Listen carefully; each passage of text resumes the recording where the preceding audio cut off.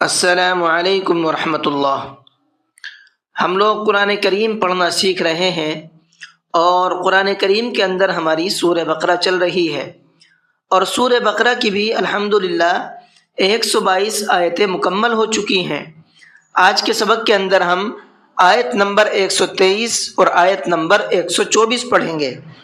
تو چلیے سبق کو شروع کرتے ہیں، لیکن سبق شروع کرنے سے پہلے آپ سے گزارش ہے کہ ویڈیو کو لائک کر لیں، اور جو لوگ ہمارے چینل پر نئے ہیں چینل کو سبسکرائب کر لیں تاکہ قرآن کریم کو سیکھنے کی تمام اپڈیٹ آپ تک پہنچتی رہے، اور اسی طریقے سے ہم تمام لوگ قرآن کریم کی برکات سے فیضیاب ہوتے رہیں۔ تو چلیے کلاس کو شروع کرتے ہیں۔ اعوذ باللہ من الشیطان الرجیم، بسم اللہ الرحمن الرحیم، واتقوا یوما لا تجزی نفس عن نفس شیئا ولا يقبل منها، واتقوا قاف کو پر کر کے پڑھنا ہے، لا تجزی، یہاں پر دیکھیے جیم کا اور زا کا دونوں کے ساؤنڈ الگ الگ ہیں بالکل۔ تجزی، تجزی بھی نہیں پڑھنا ہے اور تجزی بھی نہیں پڑھنا ہے، بلکہ تجزی، اور جیم میں قلقلہ بھی کرنا ہے۔ نفس عن، یہاں پر دیکھیے تنوین ہے اور تنوین کے بعد میں عین آ رہا ہے، اور عین اظہار کے حرفوں میں سے ہے، تو یہاں پر اظہار کر کے پڑھیں گے، نون کو ظاہر کر کے پڑھیں گے۔ نفس عن، اس طریقے سے ان، یہاں پر دیکھیے نون ساکن ہے، اور نون ساکن کے بعد میں پھر ایک اور نون آ رہا ہے۔ نون ساکن کے بعد میں نون آتا ہے تو وہاں پر غنہ کر کے پڑھتے ہیں۔ عن نفس، سین کے نیچے تنوین ہے اور تنوین کے بعد میں شین ہے، اور شین اخفا کے حرفوں میں سے ہے۔ تنوین کے بعد میں یا نون ساکن کے بعد میں آتا ہے تو وہاں پر اخفا کر کے پڑھتے ہیں۔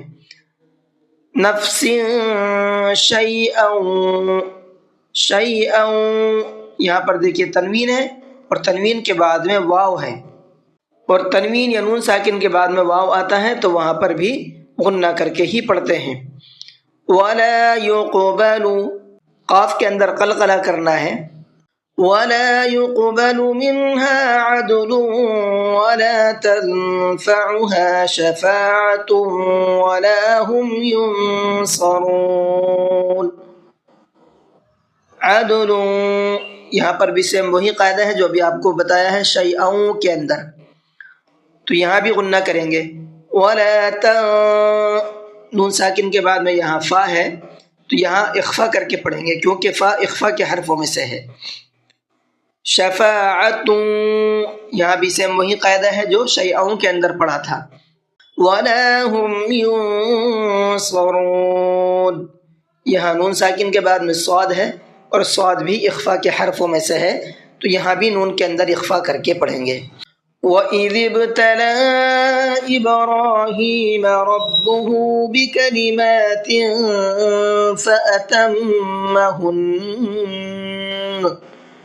وَإِذِ ابْتَلَىٰ، ذال کو نرمی کے ساتھ میں پڑھنا ہے اور با کے اندر قلقلہ کرنا ہے۔ ابراہیم، یہاں بھی با میں قلقلہ کریں گے۔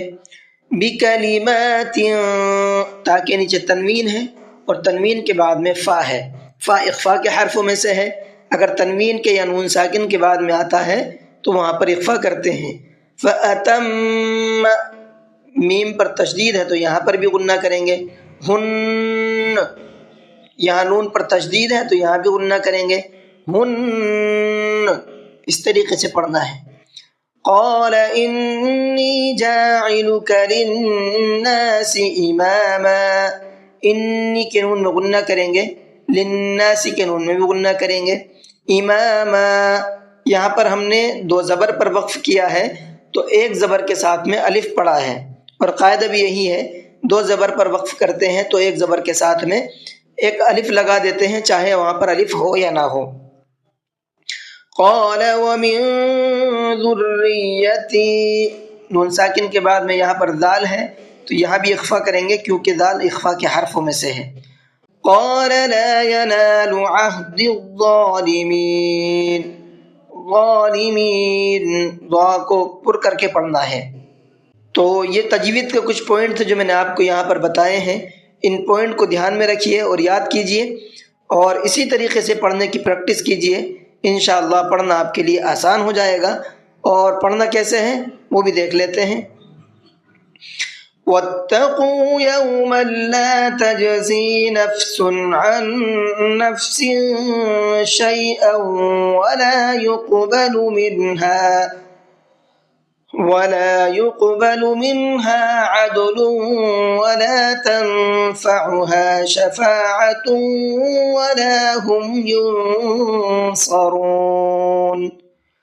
وَإِذِ ابْتَلَى إِبْرَاهِيمَ رَبُّهُ بِكَلِمَاتٍ فَأَتَمَّهُنَّ قال إني جاعلك للناس إماما قال ومن ذريتي قال لا ينال عهد الظالمين۔ جی آج کے کلاس کو یہیں پر ختم کرتے ہیں۔ السلام علیکم ورحمۃ اللہ وبرکاتہ۔